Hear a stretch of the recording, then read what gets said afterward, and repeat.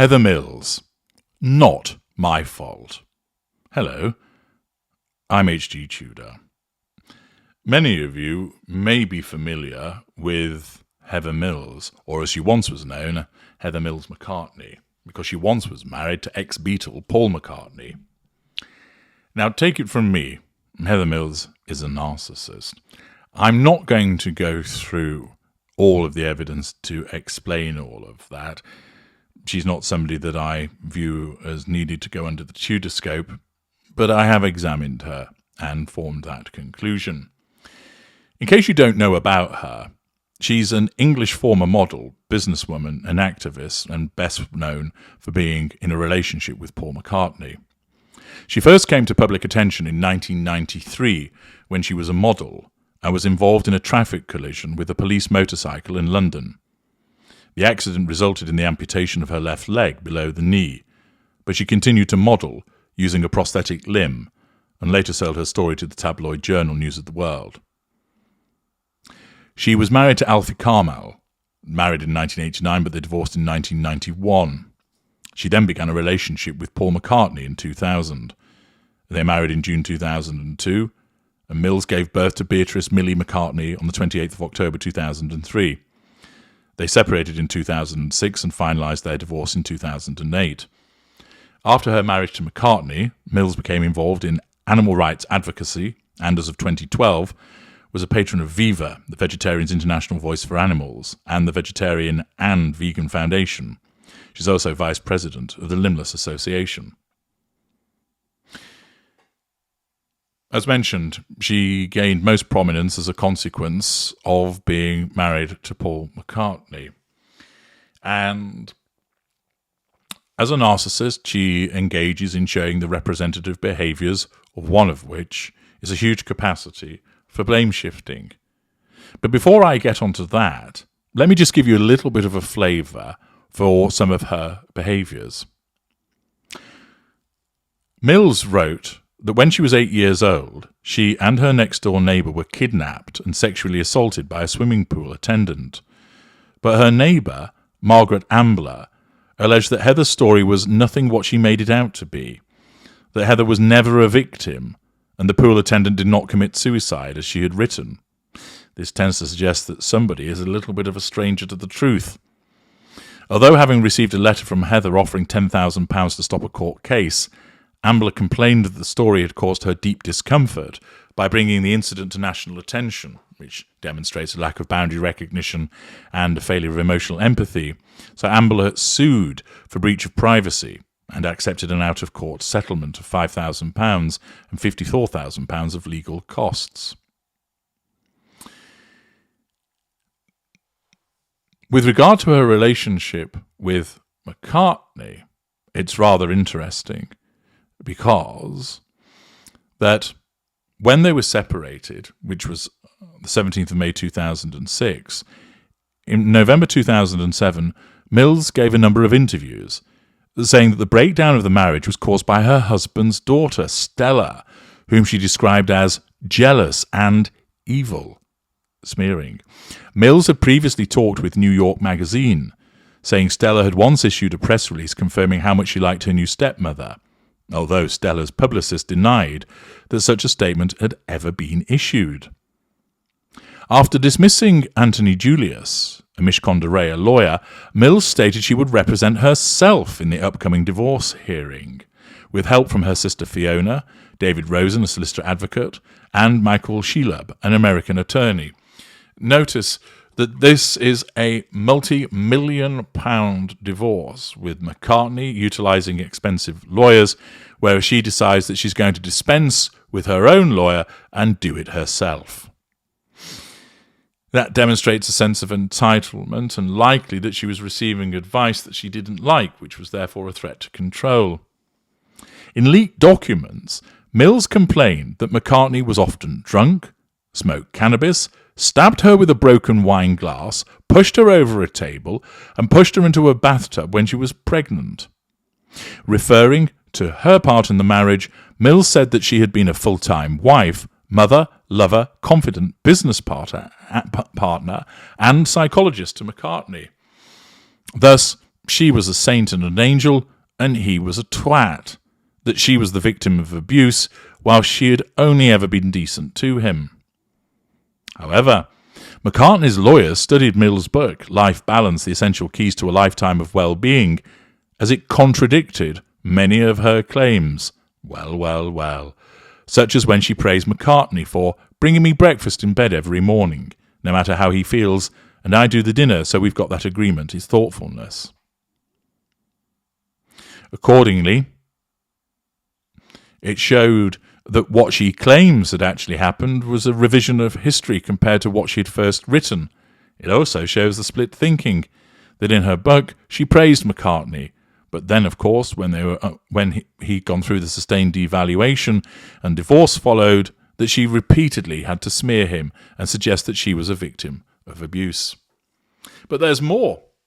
In relation to the divorce, the case was heard at the Royal Courts of Justice. At the start of the proceedings, Mills asked for £125 million. McCartney offered £15.8 million. Before the court case, Mills had employed the accountancy firm Lee & Allen to examine McCartney's publishing company, business assets and properties, claiming that she had a tape recording of McCartney admitting his true worth. But the presiding judge, Mr. Justice Bennett, based his decision on a forensic valuation of McCartney's finances completed by accounting firm Ernst & Young. The hearing took 6 days, finishing on the 18th of February 2008, with the judgment being made public on the 17th of March. Mills was eventually awarded a lump sum of £16.5 million, a vast difference, of course, from the £125 million that she was seeking, together with assets of £7.8 million, which included the property she owned at the time. Total was £24.3 million, plus payments of £35,000 per annum for a nanny and school costs for their child. In his judgment, Mr. Justice Bennett stated, "The husband's evidence was, in my judgment, balanced. He expressed himself moderately, though at times with justifiable irritation, if not anger. He was consistent, accurate, and honest. But I regret to have to say I cannot say the same about the wife's evidence. Having watched and listened to her give evidence, having studied the documents, and having given in her favour every allowance for the enormous strain she must have been under, and in conducting her own case, I am driven to the conclusion that much of her evidence, both written and oral, was not just inconsistent and inaccurate, but also less than candid. Overall, she was a less than impressive witness." This is judge speak for saying she lied. Mr. Justice Bennett said in his ruling that there was no evidence of Mills's charitable giving in her tax returns, ridiculed her claim to have been McCartney's business partner as make-believe, and said she was a volatile and explosive personality who could be her own worst enemy. He also rejected her argument that she had rekindled McCartney's professional flame after he had lost his first wife, Linda, to cancer. Regarding her career, the judge said, "I find that, far from the husband dictating to and restricting the wife's career in charitable activities, he did the exact opposite. He encouraged it and lent his support, name and reputation to her business and charitable activities. The facts, as I find them, do not in any way support her claim." In anger at the judgment, Mills poured a jug of water on the head of Fiona Shackleton, McCartney's solicitor, in the courtroom. Clearly, an individual who's detached from reality, who would tell lies, who would show explosive fury, and indeed did so with regard to her behaviour towards McCartney's lawyer.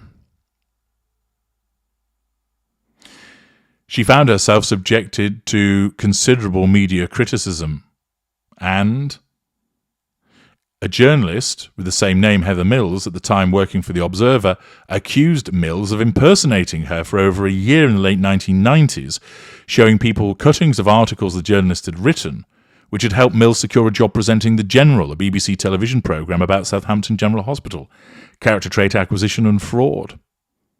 It was reported that she'd been nominated for the 1996 Nobel Peace Prize because the Heather Mills Health Trust had donated thousands of prosthetic limbs to landmine victims. but the nomination cannot be confirmed because the identities of nominees remain secret for 50 years. Mills's stepfather disputed her statement that her mother had nearly lost a leg in a car crash after Mills said her leg was only hanging on by a tiny flap of skin and flesh. Miraculously, the surgeons managed to insert a metal plate and reattach it.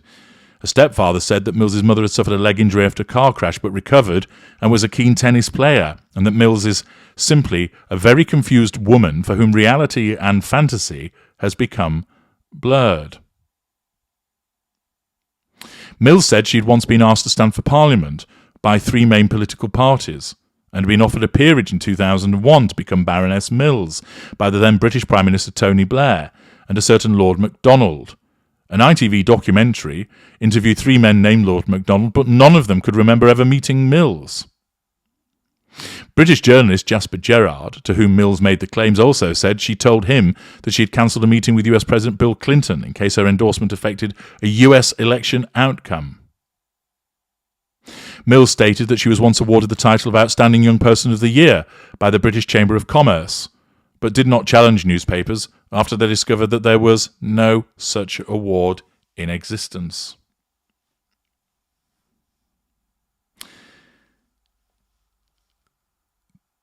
There's plenty more about this woman, but I think that gives you a flavour for what she is, and that she regularly acts with a sense of entitlement, shows an absence of emotional empathy, engages in vast delusion and magical thinking, that she doesn't show accountability, that she's manipulative, and she's at it again. She's popped up recently.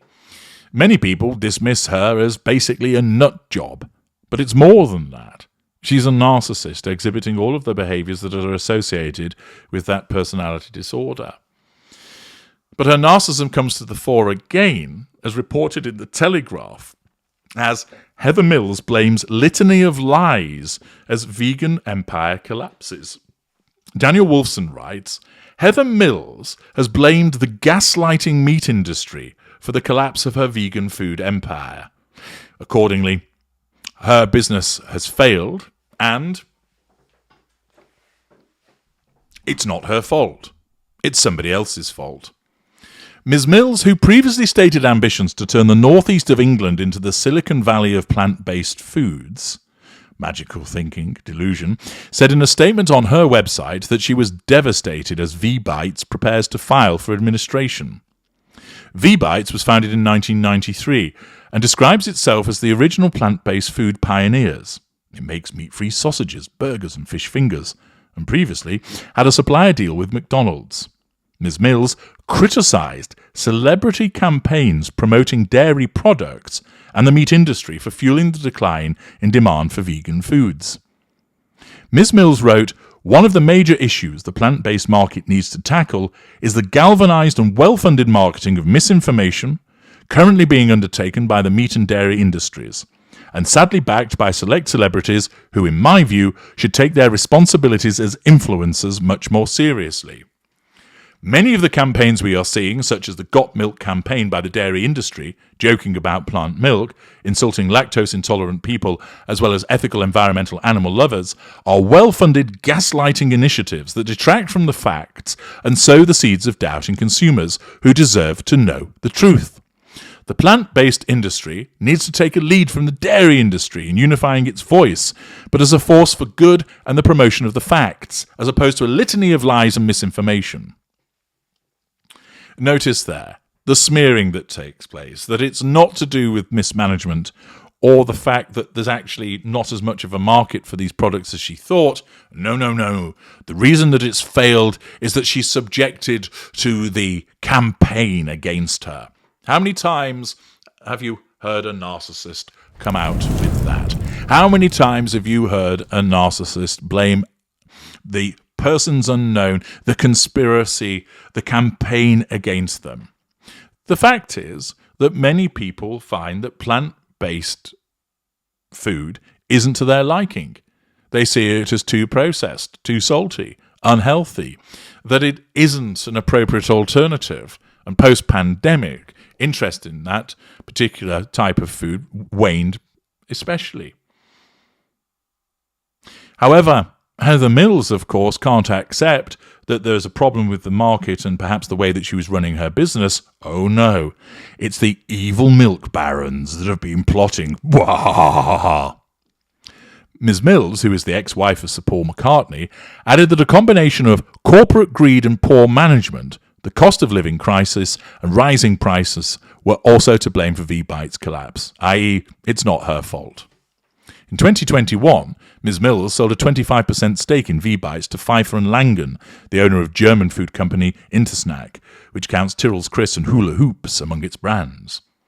She added, "It is unsurprising and inevitable that where profits are to be made, amorphous corporate entities will follow, and unfortunately their practices too often undermine the entrepreneurial spirit, flexibility, and agility of movement that saw plant-based entrepreneurs have so much success. There is too often a tendency to treat their investments as short-term experiments and opportunistic flights of fancy, embalm them in restrictive governance, and then either walk away or enforce a takeover when the market hits a bump." Ms. Mills founded V-Bytes after she gave up animal products as an alternative therapy to traditional medicine, claiming it aided her recovery from the 1993 traffic accident which caused the loss of one of her legs. The company, which owns 3 factories in the northeast of England, sells more than 140 different products to supermarkets. Since the pandemic, demand for plant-based food has slowed, and numerous vegan food companies have collapsed. Big food suppliers such as Nestlé, meanwhile, have axed some of their vegan products, while supermarkets have cut back the number of lines they sell. Pret-a-Manger has closed most of its Veggie Pret stores. Ms. Mills said she had invested tens of millions of pounds of her own money into V-Bytes and tried every solution I feasibly could to keep it going. Well, unless she had some remarkable investment strategy, she was awarded some 25 million as a consequence of the divorce settlement.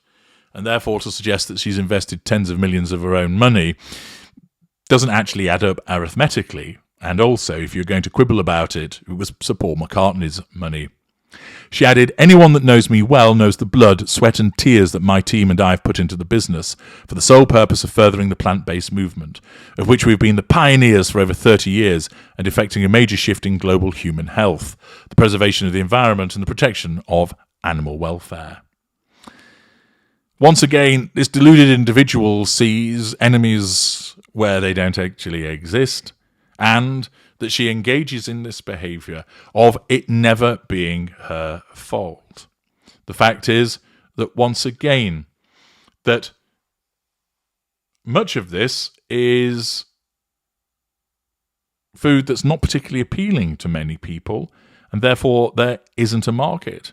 And, of course, traditional suppliers are just protecting their own businesses, but, of course, she expects them to roll over for her and do what she wants. And the fact that they haven't done so, they've protected their businesses. The fact is, it shows once again the necessity of blame shifting. It's also representative of a paranoia. Basically, that she thinks that the industry was out to get her, that they've rallied against her, and that she says that influencers ought to take their responsibilities more seriously. The fact is, it's a very, very small market share, believing that it's going to be the next big thing. But the fact is, most customers weren't interested in it, and the share has got smaller and smaller for the relevant companies because there's too many people fighting over a very small part of the market, and it's over-processed, not many people want it, and the plant-based industry isn't something which has appealed to consumers, and she's found out the hard way. But rather than accept that it was a niche area that had too many suppliers and not enough customers, her narcissism causes her to believe that there are some shadowy, mysterious figures that are, of course, plotting and scheming against the vegan food empire, and that there was gaslighting. Once again, a healthy dose of projection from Heather Mills, and once again, demonstrative of her narcissism. I'm H.G. Tudor. Thank you for listening.